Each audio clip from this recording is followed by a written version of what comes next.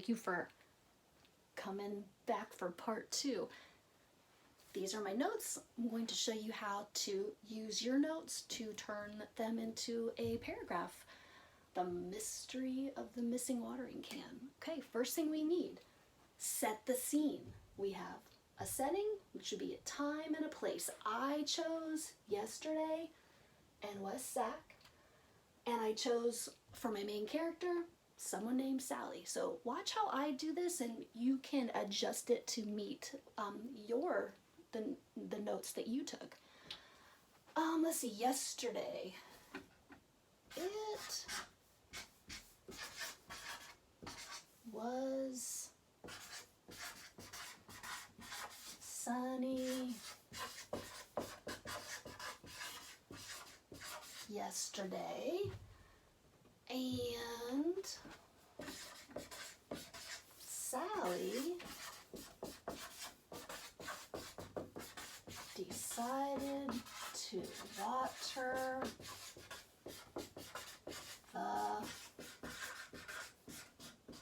plants. I'm just setting the scene. Think of it when you're painting a painting, you kind of start with like a few pieces of background.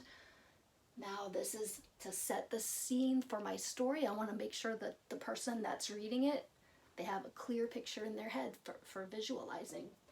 It was sunny yesterday and Sally decided to water the plants. I had my place as West Sac. She left her West Sac home and went to find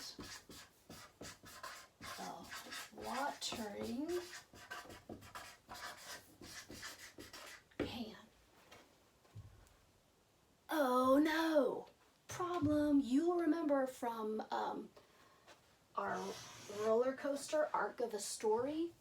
This is like we're getting up to the big action here. There's a problem. Oh no!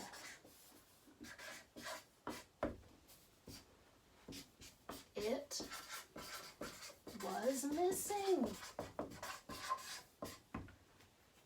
Now I'm ready for my prepositional phrases. How is she going to find it? We need to solve the problem. She looked under the car.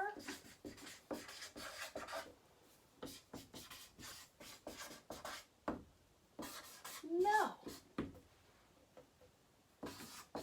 She looked over the fence.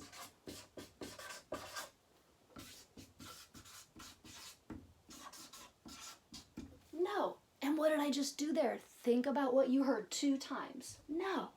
No. Repetition. If you think back to our poetry unit, you'll remember how authors, they love to use repetition to pull you into the story, to make it more meaningful. So don't be afraid to use some of those things when you're the author. Makes your writing really jump out. Okay. Solution. It's coming. Finally.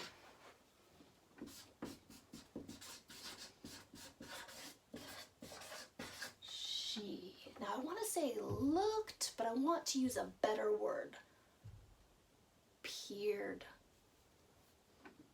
That was a vocab word too. Bonus. She peered into the swimming pool, and there it was. Okay, just because it's fiction doesn't mean that I can just stop. I still need like my conclusion or the end of the story, the end of the roller coaster. Things are smoothing out. So what would be a good way to smooth this out? I'm going to reread it first and then I'll come up with something. Actually, yeah, it was sunny yesterday. That's my time.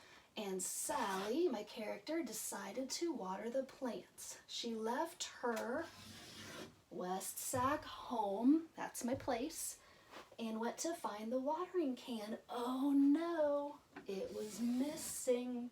Problem. She looked under the car. No. She looked over the fence. No. Finally, she peered into the swimming pool, and there it was. I have all my pieces of the puzzle there. I just need a conclusion. Okay, so what could logically happen? What would make sense? She would go and water the plants, probably. She would have to dump out any swimming pool water first, because that water wouldn't be good for plants. Let's see. Finally, she peered into the swimming pool, and there it was. She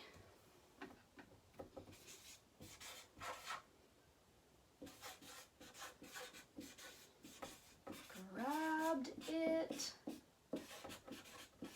and said, I'm going to add some dialogue now, because dialogue is also a really good thing to add to stories to give them like extra juicy details.